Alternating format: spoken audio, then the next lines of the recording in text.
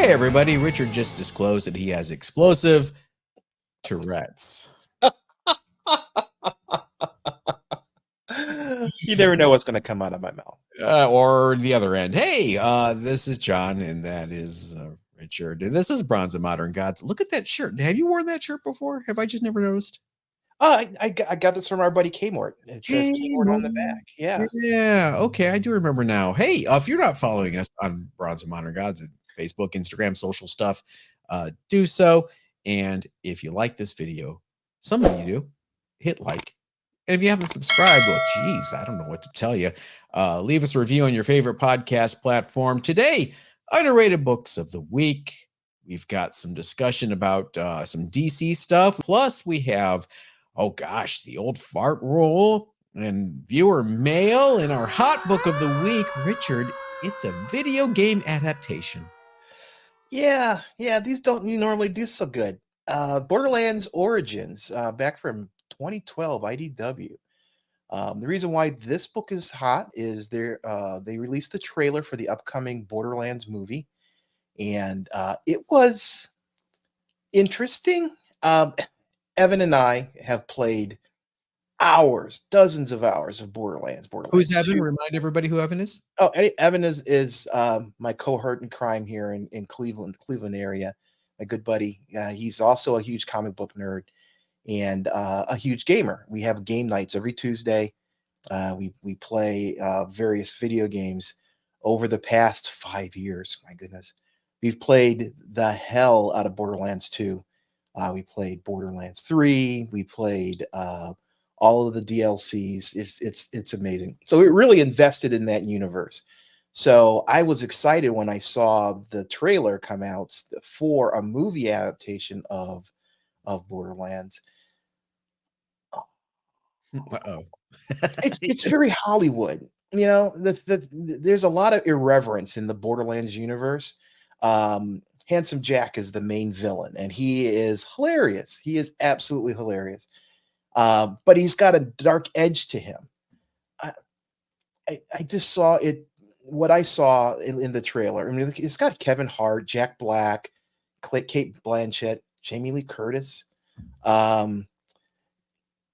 What I saw seemed to be very, you know, how Hollywood rounds all the sharp edges of things to make it more palatable to a bigger audience. I think it's going to suffer from that, which is unfortunate. We'll wait and see when we actually see it.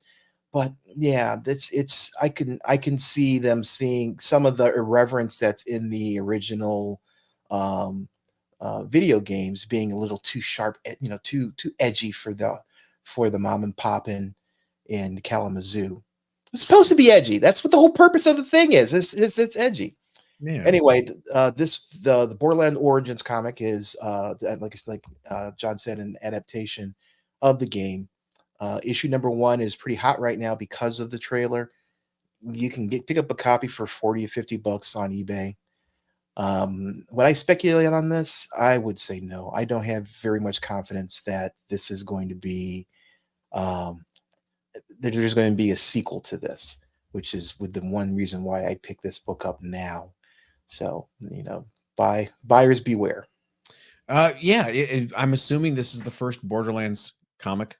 Yep, there was. IDW, they either seem to be too early on the IP or too late, you know, and by that I mean too early. Borderlands, they're doing it in 2012 when the movie's now. I get it. Maybe it's not too early because they were doing the video game, whatever. But then like Turtles, they get the Turtles license, you know, years after Turtles are just kind of had their time. Although, you know, to be fair, Last Ronin was successful for them. Yeah. So yeah, I know nothing about Borderlands. Yeah, when it comes to Borderlands, I'm like, nope. I mean, I have an Atari 2600 emulator. Yeah, you're not a gamer. If you're a gamer, you would, I think you would enjoy the storyline for Borderlands. It's funny. Well, that's what you know. Okay, we're gonna go way off into a tangent here. We have an Xbox, or not an Xbox. We have a PS5, and Rafa plays a lot. The games aren't games anymore. They're like movies, and it's like choose your own adventure. I want to go left. Okay, I go left, and then it plays a scene for 5-10 minutes, you know, and then it's like, okay, do I go right? All right, I'll go right, and then it plays another scene, and it's like it's a plot in a movie. I just want a good old fashioned shoot 'em up where I have to kill things. Yeah, games are different. You know, when I was growing up, you used to be able to buy games for your computer in Ziploc bags with photocopied instructions on a single floppy disk, you know, from Basic Computer. Bring back York.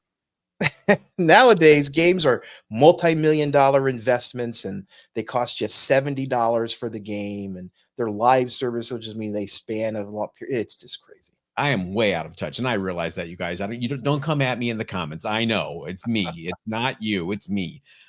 Fully aware of that. Follow up on a few things. If you were on the live stream, you remember on Friday, you're going to see some repeat information. But I want to let everybody, the larger audience, know about CBCS. As you guys know, if you've been watching and listening, we decided to experiment with CBCS. I dropped off 2 of my books at the California Comic-Con, and then we had Brian from CBCS at the convention speak to us, and we were impressed. So that was February 4th. I got my books back on February 21st. Pretty impressive. Amazing, yeah. Vintage. They're both vintage. So this is the box they came in. I saved it. All right, hold on. Let me stuff it in here a little bit.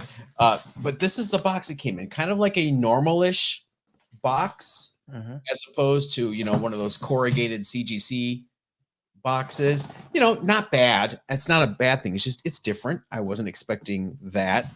And then it was filled with paper.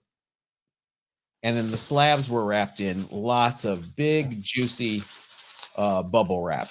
So peanuts. Yeah, no peanuts, thank God. Good shipping. Impressed, happy with that. So here are the books. The first one was Police Trap, number 6.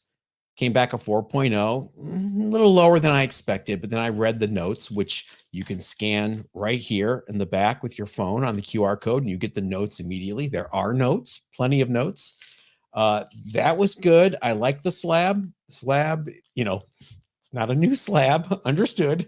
It's a new label, but it does feel, it's a little skinnier, as we talked about, and it feels very secure. I can't, you know, you guys have seen my pressing video where I just kind of twist it and I pop the CGC corners.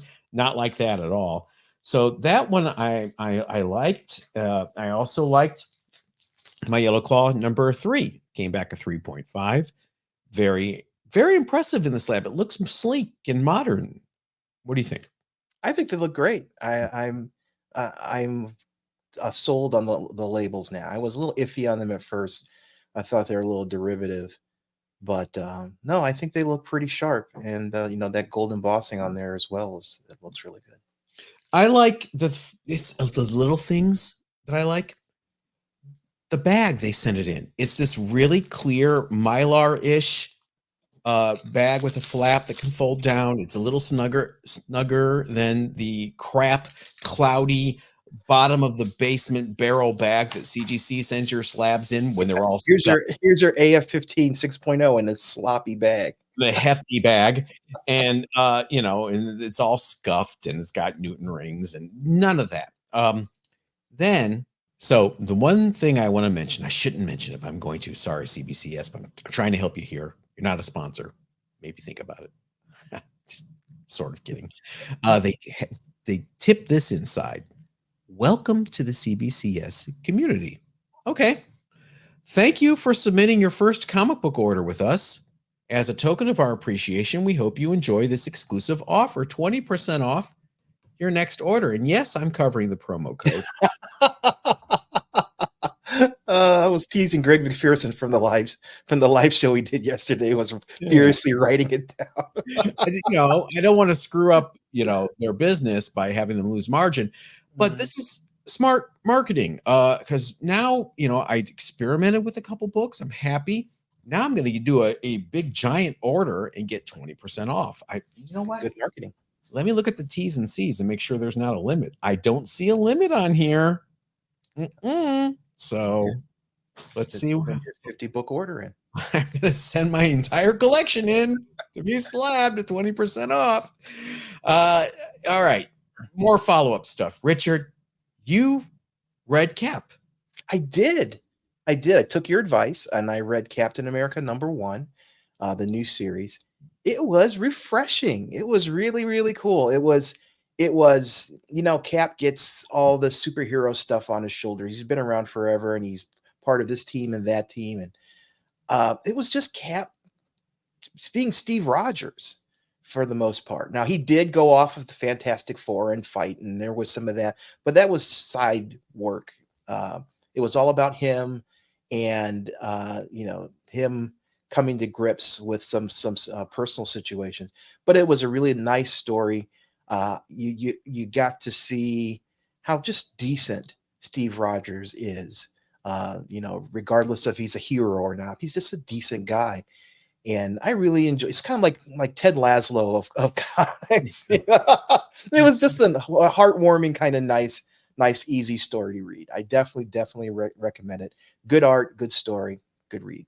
I'm curious when you get to issue 6 how you'll feel. Okay. I think he J. Michael Straczynski, I think he stuck the landing. I think it had a good ending to this first arc. Of course, it opens up immediately into a new arc. There's a couple things, the Doctor Strange puppet. I won't spoil it for you, but there's a Doctor Strange puppet that in the dialogue is way too Brian Michael Bendis for me. Where I'm like, I don't like my Doctor Strange being quippy and sarcastic. I like my Doctor Strange being remote and aloof and serious. But minor quibbles. I admit it. We have more news to talk about, and for this, we're going to bring on the aforementioned Evan, our friend Evan, who is also our resident, we like to call him our resident DC Comics expert. When we saw this news, we thought of no one else to bring on the show to talk about it but him. Evan, hi. Hi, guys. Hi. How are we doing? We're good. I hear we have a new Tuesday night game night guy. John joining us. For Borderlands, yes. Give me started on board. I'll do the Zork. You guys play Borderlands, or I'll play. What's the new Princess Peach game for Nintendo Switch? I'm actually excited for that.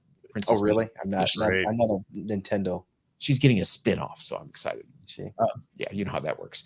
Evan, DC announced this week at the Comics Pro Retailer Summit. Drum roll. They are going back to releasing new comics on Wednesday. Yep. My question to you is, why did it take them so friggin' long? I don't know. The funny thing is, my comic book store, Comic Heaven, hi Jim, has been closed on Tuesdays throughout the entire thing. So this impacts me zero. Like, I still get my comics on Wednesday, so it really doesn't do much for me. So they did this in 2020 during the pandemic, and I never understood why. The reasoning just seemed really not well thought out. We're going to do it because, I don't know, we get a day before Marvel to bring people back to the retailers, and for 2 days a week, I guess it was a hand to try to help retailers out in that tough time. Maybe that was the thought behind it. It just caused more problems than it solved, right? Right. Oh yeah, I think that the last thing you want to do is confuse your customer base. Any company who's ever done that, it never goes well, right? And so I can tell you right now, my comic book store is 30 minutes from me. I'm not going in twice a week. Like, I just went Wednesdays, and it didn't matter anyways because he was closed on Tuesdays. But even if he was open, I'm going to go on Wednesdays. It's just I'm not going twice. It's weird because I would think going to Penguin and all that stuff and Lunar distribution that caused many more problems than this. But the good thing about it is it gave us Marvel's excellent new comics on Wednesdays covers. Oh God. I still don't believe those actually were covers. I thought it was just a placeholder in Diamond. But no, the books actually came out with that cover. That was horrible. That's some dumb Bill Jemas era crap. Well, I'll ask you two. Were you guys going to your comic book stores twice a week? That would assume I read any DC titles, Evan. Well, even if you did, would you go twice a week? No. No, I have trouble getting there once a week as it is. I'm down to maybe once every couple of weeks. Hi, Ryan. So yeah, but I'm not hardcore new stuff. Yeah. Yeah, I buy online. So, Things from Another World delivers when they deliver. I'm not really tied to New Comic Book Day on physical that much. Plus, as a father and as somebody who needs a break, like Wednesdays is my go to the comic book store, go to the restaurant, read those books while I'm like unwinding and depressurizing. And why would I do that twice? I have a pull list. I'll just show up on Wednesday and get all my stuff. Why would you want to get out of the house and sit there and eat? But it's 30 minutes. Twice. 30-minute drive. Well, while we've got you here, Evan, why don't you stick around for show and tell? Sure. Before we head into show and tell, a reminder, if you were a member, you would have seen that CBCS sneak preview on the live stream on Friday for the cost of $2.99 a month. Both of you, say it with me. Less than a Starbucks. Oh, wasn't that on the joke? Less than a Starbucks. There you go. You get exclusive live member only streams, extra show and tell episodes, shout outs, including right now. Look at these names. 10 new names added to the list in the last week. Hi, new people. And this helps Richard and I go to more shows and provide more coverage for you this year. All you got to do is click that join button next to the subscribe button below here on YouTube. If you're not on YouTube, why don't you head over there and help a brother or two out, and you can get more of us. Sorry, or yay. All right. Okay, it's time for show and tell. Look at that. That's like My Three Sons, the credits. Here's the story. Just we look at each other. That's great. My Three Sons was more vertical. Hey, roughed up by Hercules. Not just any Hercules, 90s Hercules. Awful 90s Hercules that nobody liked, but nope. I would want to call false advertising. This is X-Men number 58 from 1996. This promises that someone's going to get roughed up by Hercules. That never happens. I just want to say, because I tore this open as fast as I could when I got it home, and I didn't see anyone getting roughed up by Hercules in any way, shape, or form. In fact, if you look on the cover, looks like Bishop's getting, assaulted by the beast there. With kryptonite hands too. Yeah, what's the gamma ray hands? I think we've got some sort of cuckold action happening here. That stance on Hercules is very natural, by the way. I stand like that quite often. Yeah. With my arms pinned back, and then I turn my head like this. It's very comfortable. It's an Art T. Bear cover, I think. Yeah. Bright light fell pose there. Yeah. Oh, awful 90s Hercules. What was Hercules? Evan, you were still reading X-Men at this point. Yes. What was Hercules doing in the X-Men? I can't remember that. I have that issue. I'm embarrassed to say, and obviously I only read it once because it was so good. I'd have to go back and crack it open. I did look at it before the show. I got this in a $1 bin today, by the way. And I flipped through it, and Hercules is like in the first 6 pages. Being playful Hercules, have it thee Hercules, with Bishop, and then he disappears, and it's about Scott Summers whining for another 17 pages. He's got a good head of hair, though, it looks like. Yeah. Oh, God, look, it's the 90s. Why would you shave Hercules and then give him this Superman? There's pouches. There's pouches.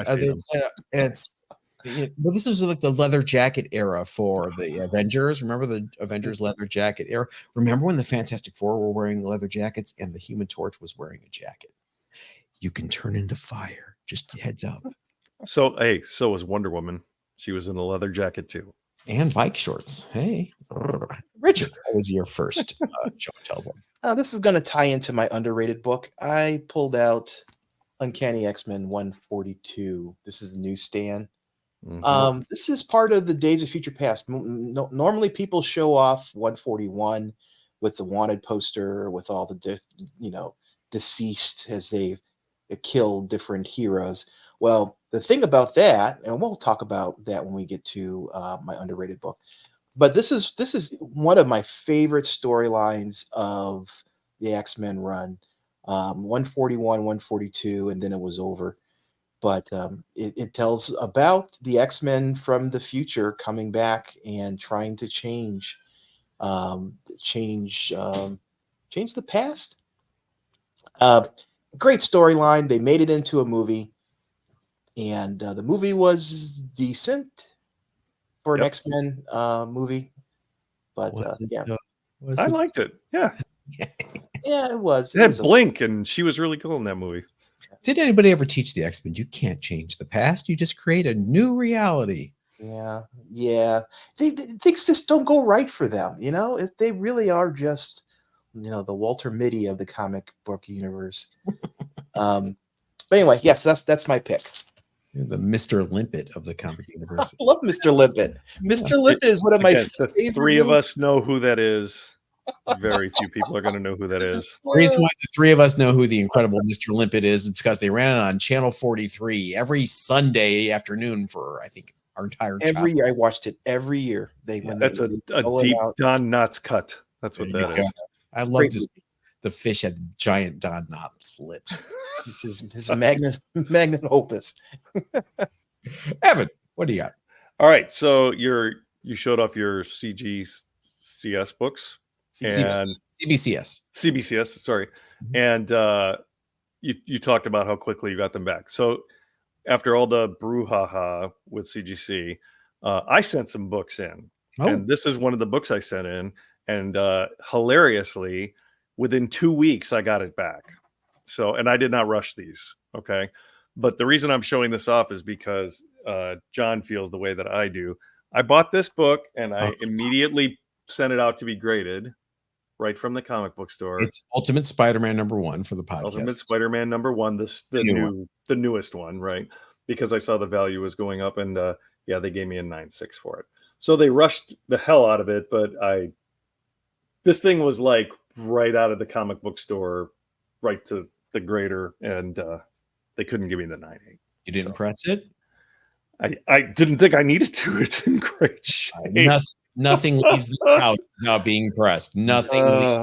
Finger bends. Yeah, were there graders notes? I have to look them up. But no, the reason I wanted to show you is because I chuckled at how fast this thing came back to me in the lieu of all the bad press and the giant email that we got about all the stuff that was going on. Yeah. Right. So they hurried up and got that to me. Toot sweet. And included a free finger bend. Thank you. How about the Monkeys #1? No? All right. Richard? I love the Monkeys. Love the Monkeys. All right. So did your Monkey Mania start with comics or the TV show or music? How did you get into the Monkeys? The music. My Aunt Judy had a copy of the first album, the Monkeys' first album. And when she knew I liked music from the time I was 3 or 4. I was singing songs and running around the house like a little boy. And the first 45 I ever bought was Heartbeat, It's a Love Beat by the DeFranco Family. So I loved my bubblegum pop. I loved the Archies. I loved Josie and the Pussycats. I love Scooby-Doo, not for the cartoon. I loved the songs in Scooby-Doo. I would wait for the chasings because jamming. Come on, Scooby. That theme song. I taped the Scooby-Doo theme song on my little tape recorder because I loved it so much. I would play it over and over. So I was predisposed to like the Monkeys. So she gave me her Monkeys record, and that's where it started. And then the TV show came on in syndication on our good old Channel 43 there in Cleveland. And I used to watch that, and I just loved it. And then when I was 7, it was time for me to graduate. So she hooked me up. She gave me a copy of Diamond Dogs in a monkey's sleeve. She's like, "Don't tell your mom." That's when my mind went. Yep. Yeah, Monkey's number 1. There you go. My mind expanded. Thank you, Aunt Judy, wherever you are, and Aunt Jackie. Both my aunts gave me lots of their old records. Richard, what do you have? Next is I got a set of books. This is books that I buy every time. Man, I am old.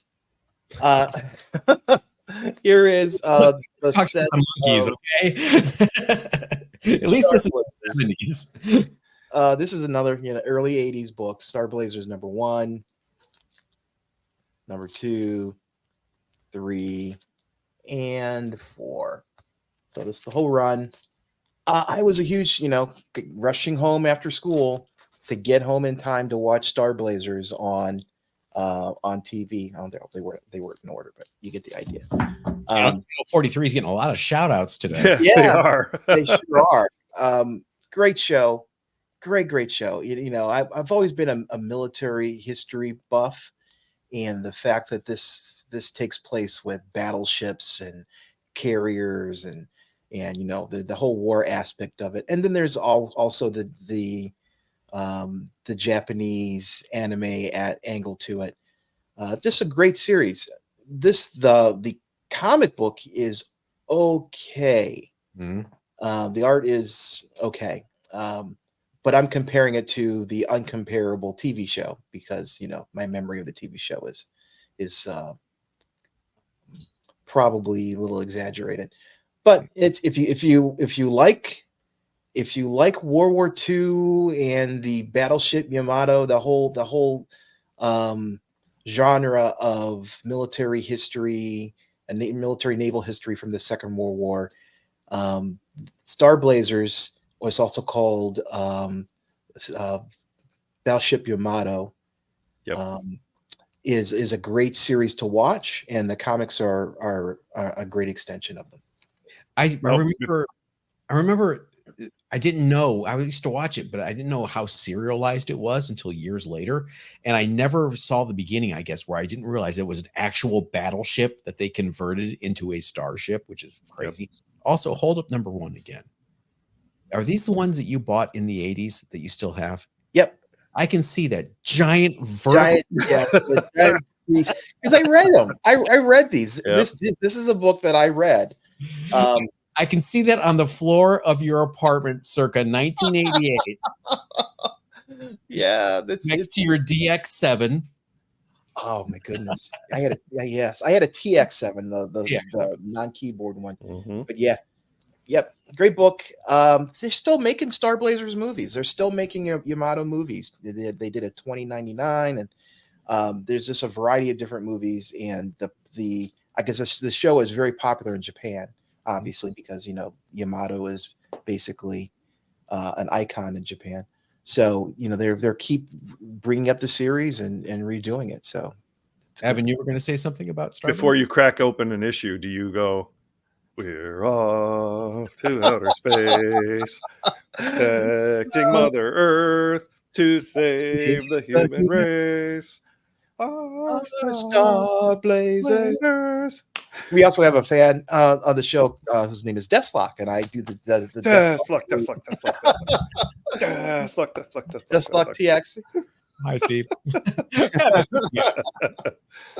So I sent you guys a picture of this thing. I was rummaging through my collection, and so this is what's coming up. This is mine. No, I sent you guys this picture.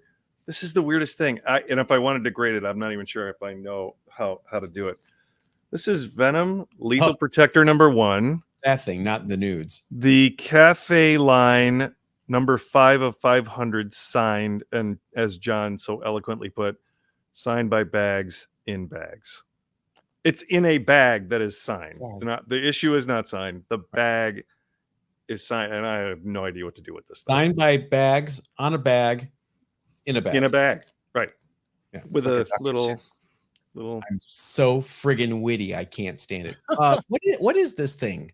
It's some very limited run Lethal Protector number 1, signed by Bags. Okay, it's so weird. The Cafe line, I've never seen. And if I wanted to send this thing in, I could, do they take it out of the bag? The signatures on the bag, it's not worth doing anything like that. Richard, it's very weird. You'll just get a regular. It'll just be. They'll take it out of all of the wrappings, and it's just a regular Lethal Protector 1, which unfortunately is pretty common book. I would probably just sell it raw. It's just weird. I wanted to show it because it's something strange that I came across, and I'm like, what am I looking at? This is the weirdest thing. I would love to know the backstory on it. Where'd you find him? Again, this is when I was buying books by the armloads. So I must have been in a comic book store somewhere and grabbed that thing thinking it was going to be worth something. It's never been opened. The paper bag is sealed like an envelope, like sticky stuff. So I've never opened this thing. Oh. Anybody know? Let us know in the weird, right? The cafe line is the name of the run. I don't know. Weird. By the way, when is someone going to open up a combination comic book and coffee shop? How about a comic book and pizza joint? So you can eat your pizza while you read your comic book. 9.6. 9.4. I have actually brought up a comic book coffee shop to Richard back in the day. Fine. You two do it. Young Romances, number 100, the great 100th issue of Love Romances, with a big crossover between all the characters from the first 100 issues where they fight Galactus.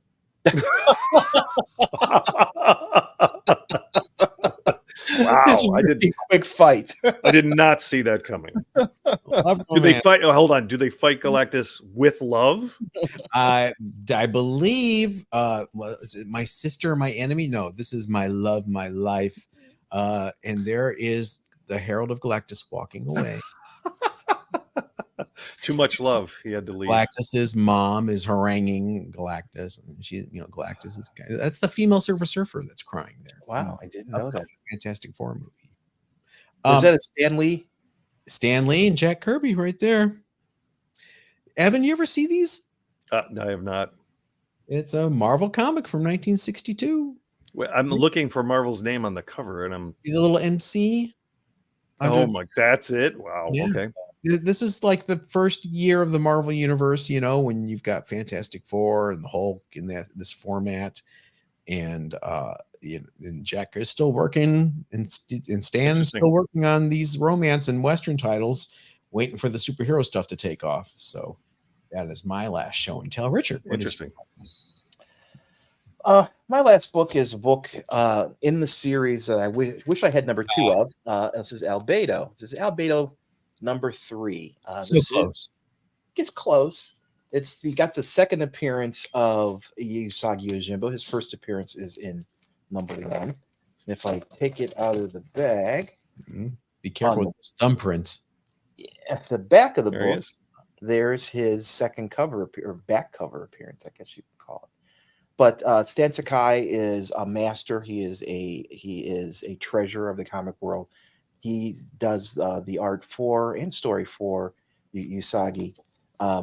Started off in this anthology kind of book, Albedo. There's a couple of different anthropomorphic. Is that what you would consider it? Anthropomorphics, yeah. Okay. Furries, okay? It's furry stories. Funny animal stories, like they're also called. And he's just one story in this book. He later got his own title, Usagi Jimbo, and Stan is still doing and going strong, and still showing up at cons and doing signatures and sketches and stuff like that. IDW. Yeah, absolutely. He's doing IDW. So this is one of my copies of it. But I would love to get number 2. Number 2 was his first appearance. Only 2,000 of that were printed, and it is expensive.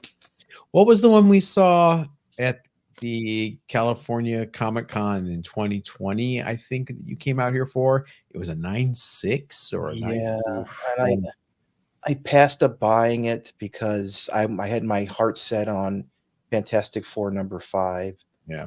And I saw what was it going for? I can't remember at this point. It was 3,000, 4,000, something. Yeah, around 4,000, I think it was.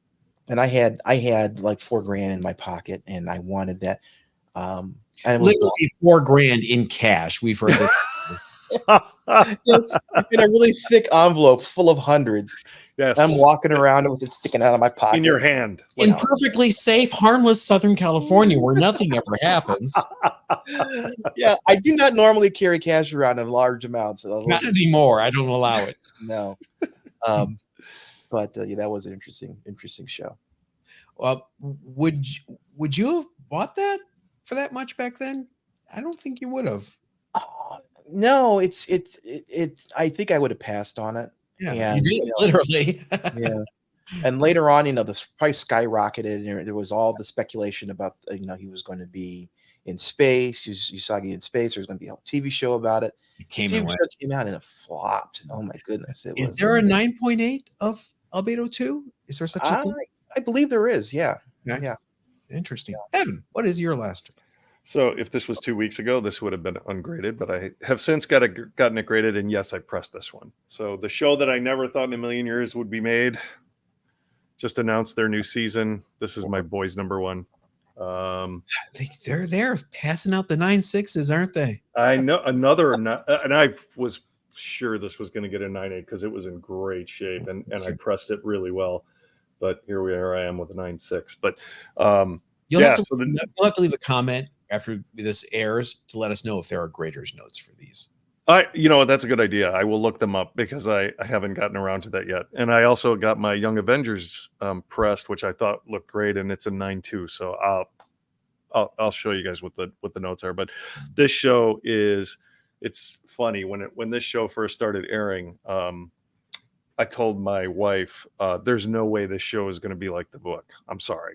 It's just not going to happen. Surprise. So first episode starts, 10 minutes in, I go, this is exactly like the book. I can't believe they're doing this, because I have every issue and I love that series. So I figured, in honor of the new season coming out, which I can't wait for, I thought I'd get this graded. Excellent. John, did you watch any of the first season? I have not. I'm way behind. I just we're so bad, and the reason I say that is because there's all this great new TV, and we sit around and we watch Kids in the Hall in order. We're in the middle of 30 Rock. We're in season 3 of 30 Rock. It's like comfort food, as opposed to trying something new. I know I'm bad. I've become an old nostalgia guy. I am watching the new episode of Curb. Yeah. I need to watch The Boys, because I do like the book, and I do. So would you say that season 1 is worse than episode 1 of season 2, Richard? Because that was pretty bad. I have not seen season 2. I've only watched. Richard hasn't finished The Sandman yet. Yeah, no. That's good stuff. I have not watched any with any consistency. The Boys. I did read the book of the books, so you're right. The first episode is very, very close to what the book does, which I also was just shocked. We talked about dumbing down and rounding the corners of books, for that Hollywood likes to do. They did not do that at all. No. Yeah. So if you like the book, then you will love the show. I'll have to give it a shot. Evan, thank you for joining us. As always, are you excited that you can now go to the comic shop one day a week when it's open and get right on Wednesdays, as I have for 20 years? Absolutely. So excited. All right. And let us know about those graders notes. All right. I will look them up and I will pop them in. Thanks, Evan. Okay. Thanks, guys. Thanks again, Evan and Richard. It's time to hear from other people in a segment we like to call Viewer Mail. You've got mail. We like to call it that because viewers send us mail. Wow, we're so original. I know. Great. For example, Ryan Henley, who emailed us at bronzeandmoderngods@gmail.com, writes, a little over a year ago, I was working on a complete run of CGC Invincible books, but that is no longer a goal. What happened is they kept releasing these after-the-fact variants at every convention with variants of the variants. Yes. I've tried to figure out why that killed my interest in the project, and I think it's because the process of producing after-the-fact variants turns a finite, attainable goal into an unknown, potentially unattainable goal. Why bother if the goalpost keeps moving? What are your thoughts on the subject?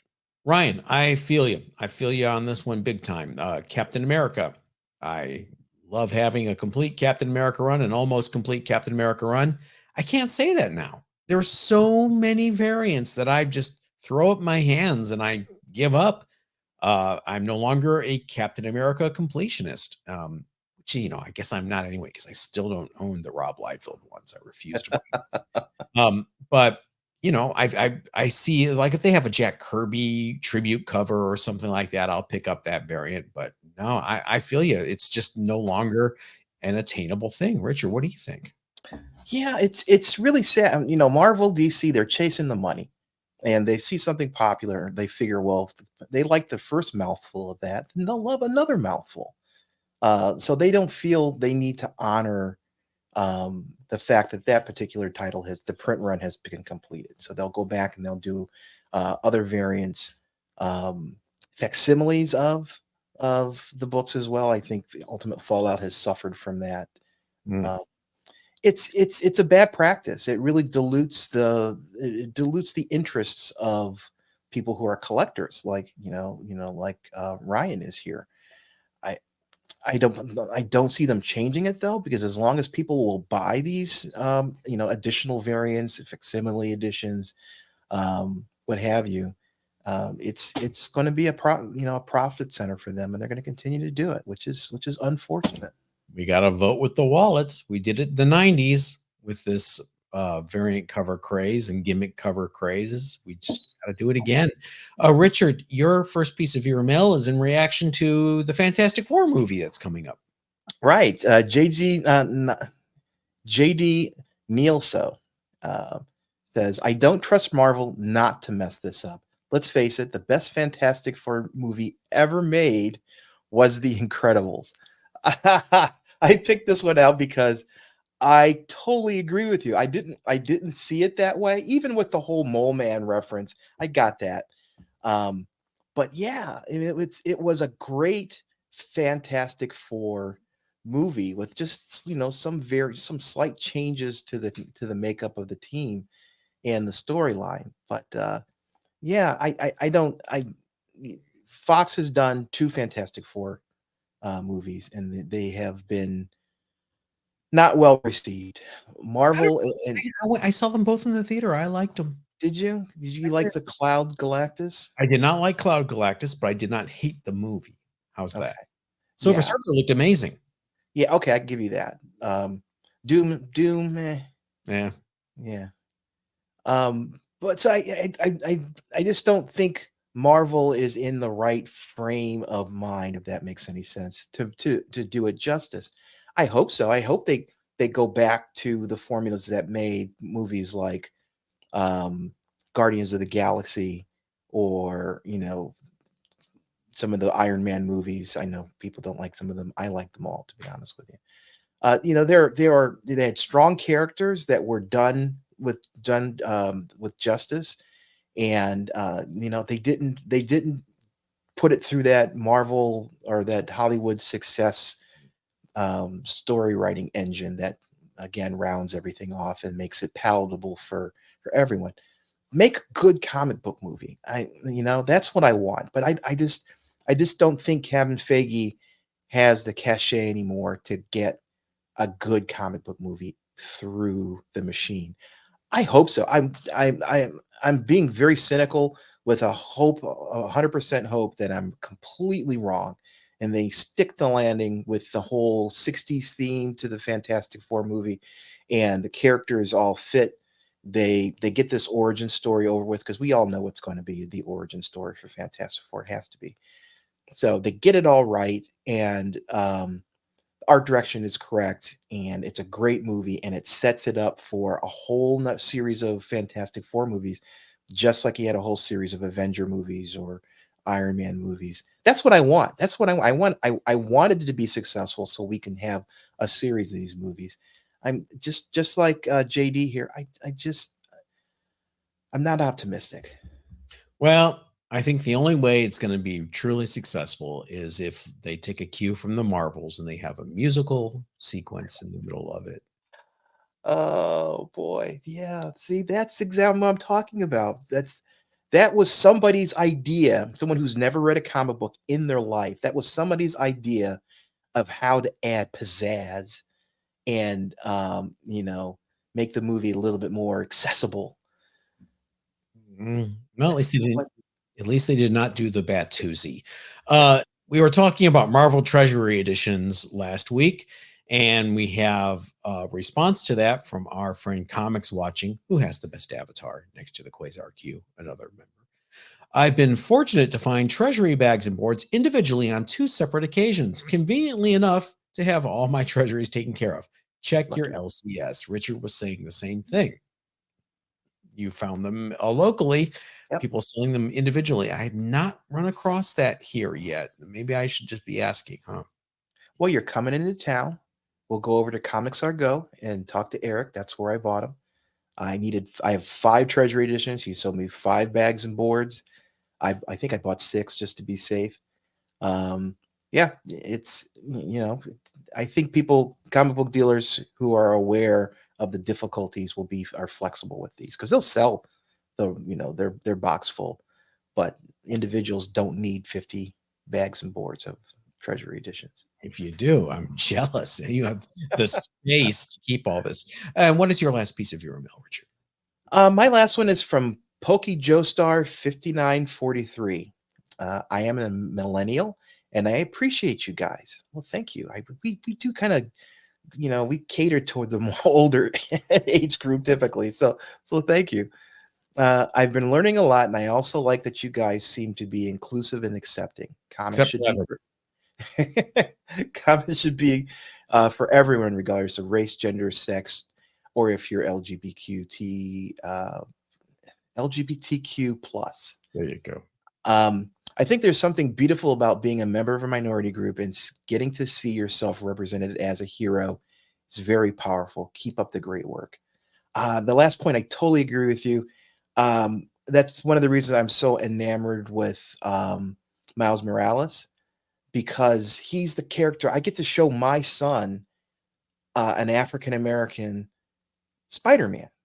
I would have died. I still get very emotional with the Spider-Verse movies, because he's in the movies, at least, he's portrayed so well, and in the comics too. You get that angle that as a minority, it appeals to me. Now, I also understand why people are upset about some of the inclusiveness that Marvel has attempted, and it feels a little heavy-handed. So I can understand why people are pushing back on some of that as well. But for the show, we are inclusive. I mean, there's Gay John and there's Black me. So it's like we cover a lot of the bases here. I don't know what you're talking about. I know. And it's just in our nature. It's we don't see a difference between people's physical characteristics. We just really want, if you see us at a show or anywhere, come up to us. Be happy to love to talk to our audience. We love to get ideas from our audience, and we feel every voice should be heard. Lift every voice. I don't mind things like Marvel voices, because if you don't like it, guess what? You don't have to buy it. Exactly. I do understand, like, Steve Rogers is Captain America, not Sam Wilson. I do. So I don't want to. Yeah, it's tough. There's nuance. Not everything is black and white. Wink, wink. It's change. And if you're not willing to accept change, then you are basically an old fart. It's time for the old fart rule. Appreciate that one. That was Thank good. you, Pokey Joestar. Thanks for your email, by the way. That was very nice. Old fart rule. We go back to 1984, 40 years ago. The books that shaped Richard and myself in our collections. Richard, it's the Badger #4. This is one of Forrest's favorite books. Me too. I love the Badger. What's interesting about the Badger, this is the final issue of the Badger #4 that was published by Capital Comics. If you didn't know, Capital Comics was actually a comic book distributor and they decided to dip their toes into publishing their own comic books, first with Nexus and then with Badger. It didn't work out for whatever reason. There was a conflict of interest. Some people felt, why is a distributor publishing their own comics? Boy, if they could just see us now. And so they stopped publishing to focus on the distribution portion of their business. When I had a shop and I managed a shop both times, my distributor was, wait for it, Capital Distribution. I used to go to Middleburg Heights, Ohio, every Tuesday night and pick up my shipment. And boy, I could not wait for Tuesdays. It was so awesome to go into this giant warehouse. You could go into the warehouse and like, oh, I don't have enough copy. I didn't order enough copies of Amazing Spider-Man. You could grab them from the shelf if they had extras and add them to your stack, and they would add it to your invoice right there. It was amazing. It was a different time than Richard. They trusted us. The Badger. Oh, we're talking about the Badger, are we? He would go on to First Comics for a nice long run throughout the 80s and very early 90s. These Capital issues, though, 1, 2, 3, and 4, I find that they're tougher to find. I have a pretty good Badger run, but I don't have the Capital issues yet. Oh. So I went on eBay. They're fairly cheap. It's all just up to me, I guess. So maybe I'll head over to eBay before you all go. Shame that these Badgers have never been collected. I don't know if there can't be rights issues because Mike Barron's taken the Badger over to Image Comics and they've done a Badger series or two. So I don't know. Maybe there's just not enough demand. Have you guys read the Badger? It's what? Not. Okay. Think of a seriously mentally ill Wolverine. Wow. Okay. With humor and his best friend Ham, who happens to be a medieval wizard that has been displaced in time. It's a very relatable book. Yeah, it sounds like it. Speaking of relatable people that are displaced in time, Richard, your underrated book of the week. My book this week is X-Men Days of Future Past Doomsday. Okay. This is this tells the story of the years leading up to the actual events in Days of Future Past. Which is X-Men 141 and 142. There's a 4-issue limited series that came out last year, 2023. It was printed just recently as a trade paperback, which is how I read it. And I recommend the trade paperback because it's nice reading it all straight through. I read it all in one sitting. It's pretty dark. Days of Future Past are dark to begin with. This story takes it and stretches it across 4 issues as opposed to just the 2. It talks about the descent into this really dystopian society. You start off with, the world situation like it is today, and then there was this, there was this event that caused people to start looking at mutants as the enemy, as weapons of mass destruction in human form. And they started rounding them up in camps, and they started eliminating them, and they were hunting them down. And it's this whole progression from something that's innocuous as, we're going to put them in these relocation centers, for their safety. And then, that then become mandatory. And then, all the mutants are wearing an M on their outfit. It's the parallels between what happened to European Jews in the Second World War are very, very evident in this storyline. But I also think the writer took situations from our current timeline, from today, given the divisiveness that we have in our political environment. And you could replace mutants in this story with immigrants, and it would work in terms of having that storyline still be understandable. It's like I said, it's very timely with what we're doing, but also at the same time it stayed true to building up to that timeline that happened in the book. People die left and right. Everyone that you know of in the X-Men at some point, they die through the whole, between these 4 issues and the issues 141 and 42. It is not a good day. It's not a good time for mutants in general, X-Men specifically. But it's still a good read. If you wanted to know more about what happens in 141 and 142, the Days of Future Past story, you want to know what happened around that and what shaped the world that you get to see in those issues. This miniseries, limited series, is great for that. I definitely would recommend picking it up to read. If you wanted to see something that is a little bit of political satire, it also is a great book to pick up.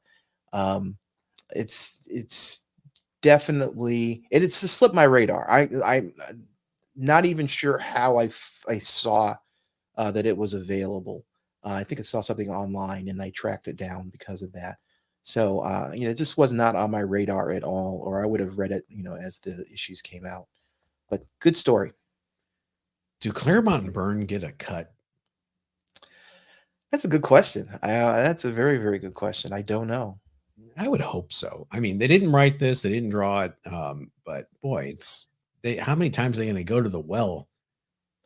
Yeah, we do. We do seem to go back to the well of, it's like comfort food. It's a proven selling point, and let's continue to rehash that story. It's like watching Kids in the Hall for the 50th time. My underrated book of the week is this one. It is Strange Tales Annual #1.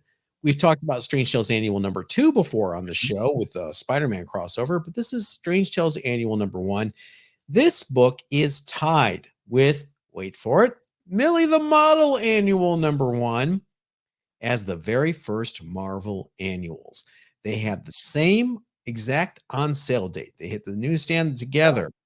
I do not have a Millie Annual #1, Richard. You don't? No. My birthday is in May. Make a note of it. I break that down. One difference is the Millie Annual was all new material, while this one was all reprints. The good news is this annual is packed with Jack Kirby, Steve Ditko, and Don Heck art. You had me until. What's my favorite Meatloaf single? 2 out of 3 ain't bad. Mm-hmm. For all you Don Heck fans that play the Don Heck disc drinking game on this podcast, please chug. This annual is very tough in grade. The most recent high grade sale was for a CGC 8.0 in June of last year for $720. Oh, wow. A CGC 9.4 last sold in 2009 for $7,888. I wonder what that 9.4 would grab today in 2024.